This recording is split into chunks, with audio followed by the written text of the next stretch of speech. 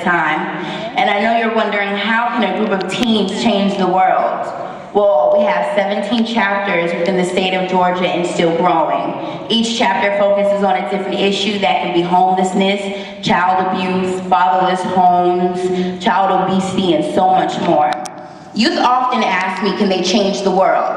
The quick answer, absolutely. History provides us with such youth. The St. Augustine Six, the Arkansas Nine, and the hundreds of students that died and rioted to end apartheid.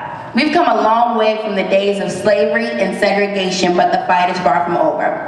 Now let's go back in history for a second and talk about the Arkansas Nine for a second. Now, picture yourself, September the 4th, 1957. You're happy because you're about to go to high school for the first time, and you're on a bus and you're just excited to have that high school experience.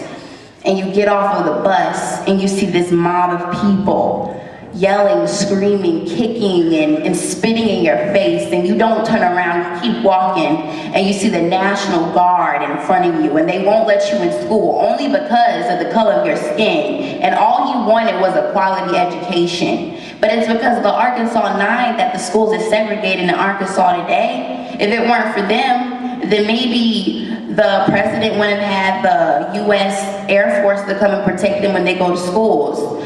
And let's talk about the hundreds of students in South Africa who lost their lives and died because they were tired of the apartheid, modern day slavery. They stood up in front of all these people. You know, they had sticks and rocks, and they felt as if it was their time to stand up. They didn't want their brothers, and they didn't want their sisters to go through exactly what they went through. So they basically just said, you know what, it's my time to go, and if I'm gonna go, then I'm gonna go out doing what I know I have to do. And finally, the thousands of kids in Egypt today fighting for what they know is right. It's time for youth to stand up, as we've done so many times in the past. He said it was the youth that actually started the movement.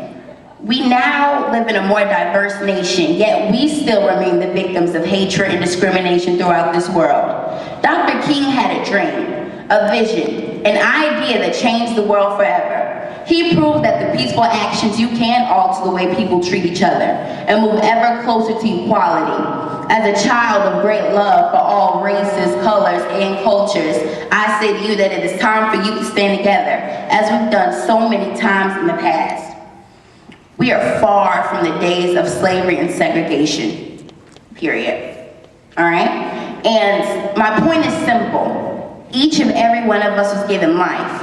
And with that life comes a purpose, a reason of being, or it would not have happened. So on this day, follow your dreams, follow the passion within you. If it's the fight, well, not fight. Lead, speak, dance, act, do it, because our world will be changing what you will give. So on this day, I challenge you to go out and make a difference in the world. You don't have to wait to be great. You can change the world now. You can do whatever you want to do. When I was 9 years old, I wrote my first play for my best friends. When I was 10 years old, I opened my first organization. You can do whatever you want to do. And that's all I have to say.